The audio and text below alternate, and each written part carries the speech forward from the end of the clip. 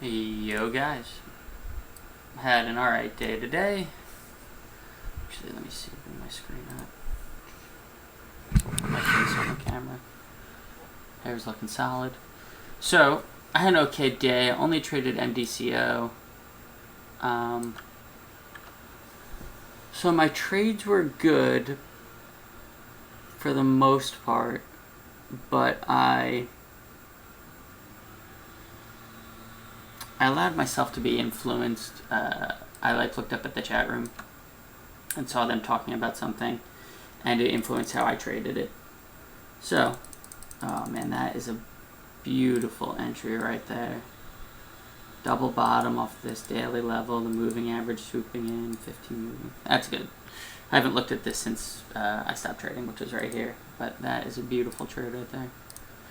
So, to get to what I did today. So I only traded MDCO, had a gap up, not much resistance in its way.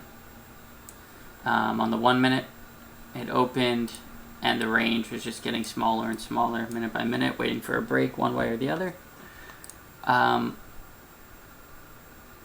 Looking back at this is a bad trade. Not a bad trade. I managed my risk well, so that's fine. But it should have just been a sit and wait moment, not a long moment, not a long take, and I'll show why. So if we bring up the 5 minute, and we'll bring up the 15 minute. So I originally took it long here, right under 47, and that's right into the moving average on the 5, right into the moving average on the 15. They're both sloping down, and it was right on the 50 on the 1, sloping down. Like I said, it shouldn't have been a long, maybe a short, maybe, but I should have just waited for the breakdown, like I did right here. And then you can take it in the direction it's moving. But the first trade, which was long, was definitely could have passed on that trade. But let's see here. So we're long here, stopped out. My original stop was low a day, so I got out about, I think, $2 or $3 more than half of an R. And then I immediately just took it short with the stop above this wick, with a break of that candle. Like I said, all the moving averages in the way, the rejection, everything slanting down pretty much, besides the fact that it gapped up. But even though that it gapped up, there still was nothing going on in this space. This is all pretty much free space right here. So whichever way it moved, it had plenty of room to move. So what am I doing here? Bring the 1 back up. So we're short here. It bounced on the moving averages for a second, then completely lost it. I took a partial at 2.5 to 1, 3 to 1. This is kind of a mistake here that I make. So my partials are 25%, 2 to 1, 25%, 3 to 1, 25, 4 to 1, and 25% is discretionary, where I decide. But what I did is I took my 2 to 1, my 3 to 1, and this did hit 4 to 1, so I should have had 75% of my position out, but I saw, so this low was 15, 40, 15, and the daily level to fill the gap was right here, 30.71, which it did eventually hit.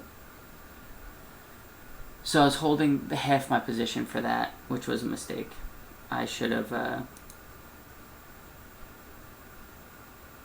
just followed my rules, took my 4 to 1 here, and held the 25%. Instead, I came back, I added a little bit, and then I saw this candle, and I added back, so I had my full position here, and I stopped out break even. This was my new break even after adding with this and these averages being added combined. And then on the 5 minute,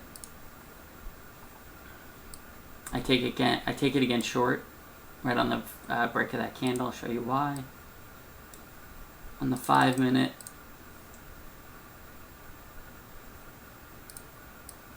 A, B, C, coinciding with VWAP and the moving averages, and this shooting star.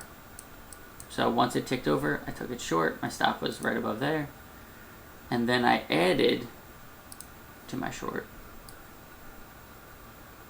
because I'll show why I added to the short also. So we're in off the entry on the 5 minute, what it looks like, and then we added because 45 was being held. So it was like a wedge into 45. And I added in my short at 45 exactly. It broke down 2 to 1, 3 to 1, 3.5 to 1, just a daily level. And then I got all out here. And here is where I was influenced by the chat room. I looked up at the chat room. I saw, I think Kurt and Norm were long there, which is fine. I was going to be long there anyway. But they were talking about, someone said like, oh, this could run, this could be a big runner. And I did this awful trade here. This awful add in here. I added in to make my average cost right about at this level. Added in into a moving average, into the 45 resistance, and then even worse, if I bring up this, into the 9 on the 5 minute, the 15, let's see, is the 15 as hideous as the others? Let's look. Nah. Into the lack of a new 15-minute high. That ad was really bad, and it lost me less than 1 hour, but this was already a winner of 80 cents when I added.